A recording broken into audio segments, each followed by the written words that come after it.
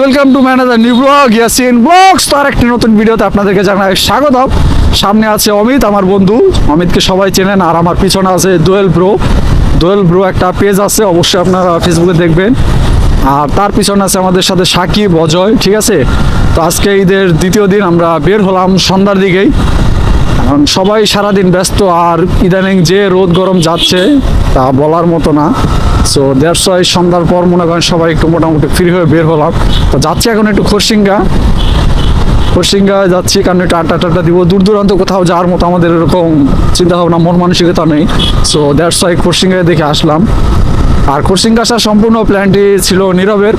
আমি যেতে চেয়েছিলাম পীরগঞ্জে, ঠিক আছে।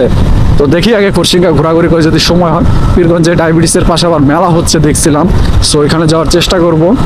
সো আগে দেখি খরসিঙ্গা যাই, তারপর একটু চাটা আড্ডা খেয়ে দিয়ে তারপর সোজা পীরগঞ্জে চলে যাব আমরা। হ্যালো গাইস, তো অবশেষে পীরগঞ্জ চলে আসলাম। বাট পীরগঞ্জ আসতে আসতে আবার ফুটানিটনে একটি মর্মান্তিক অ্যাক্সিডেন্ট হয়ে গেল। মানে একটা সিএনজি এমনভাবে হার্ট ব্রেক করছে যে পুরো সিএনজিটাই উল্টে গিয়েছিল।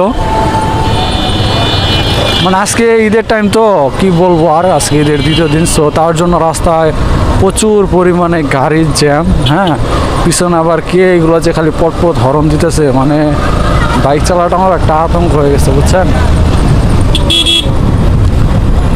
তো এখানে আবার মনে করেন ডায়াবেটিসের এখানে আসলাম, কারণ এখানে আমাদের দিনাজপুরে বাণিজ্য মেলার মতো বিশাল বড় একটা মেলা লেগে গেছে।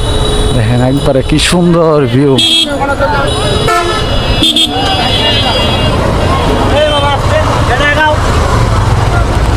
এই যে দেখেন একবারে দিনাজপুরের মতো, বুঝছেন। মানে দিনাজপুরে যে মেলায় গেছিলাম সেম একদম এই কাহিনী ওইখানেই। আর হ্যাঁ, মানে দিনাজপুরে গেটটা ছিল বড়, এই গেটটা একটু ছোট, আর কিছু না, জাস্ট এইটুকুই ডিফারেন্স।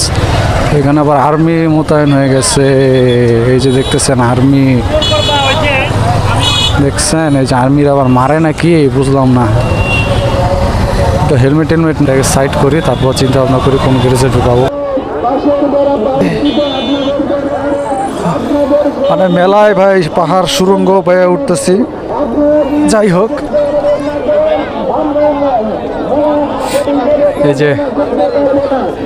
এই যেখানে আছে নীরব, এই যে অমিত, এই যে লটারি।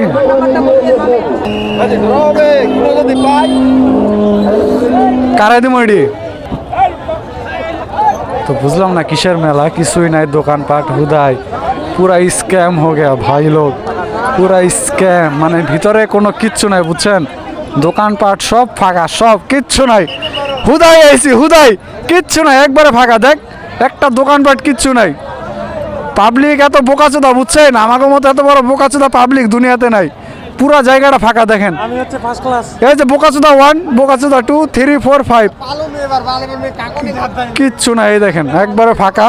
অহেতুক একটা মেলা বসাইছে, মানে কি বলবো, মানে পুরো হতাশ।